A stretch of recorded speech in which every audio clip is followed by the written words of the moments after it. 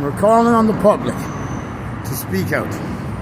If you're a Canadian and you're against cruelty to animals and cruelty to humans, this is how I have had to live for the past 7 months after a tragic fire that the Crown and the police allege started at 2:45 p.m.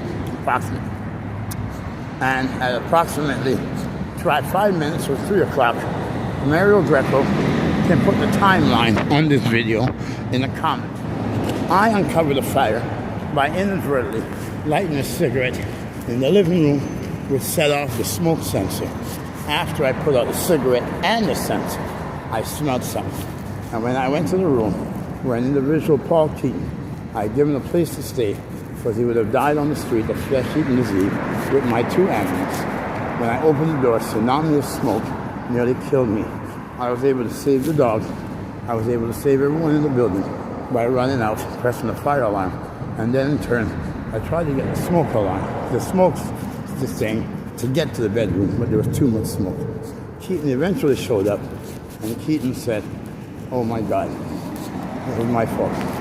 Well, I plugged in a whole cell phone with a lithium battery in the socket that I knew was faulty, and I left to go get cigarette box. Keaton used to work with the police, has no record. Keaton was not charged.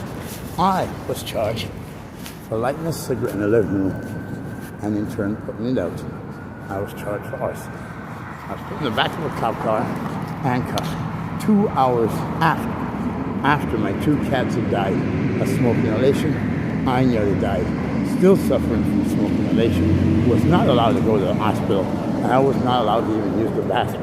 After I protested and would not cooperate with the police laying these false charges, they made a deal.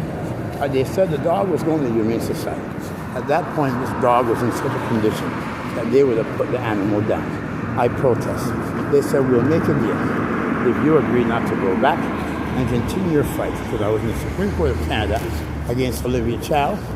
I was in the Superior Court against the police on corruption, and in the human rights against Toronto Community Housing. This is what me and my dog has to go through just to cross the street. For 7 months, we have proven in a court of law that the police laid false criminal charges. The judge asked the Crown, "How can you ever prove this without a fire marshal report?" They gave the Crown 3 weeks to get a fire marshal report. Then they said a police officer can't get it. The other individual is on holiday. But the police used the fire marshal report to lay these false charges. This is clearly corruption. Please contact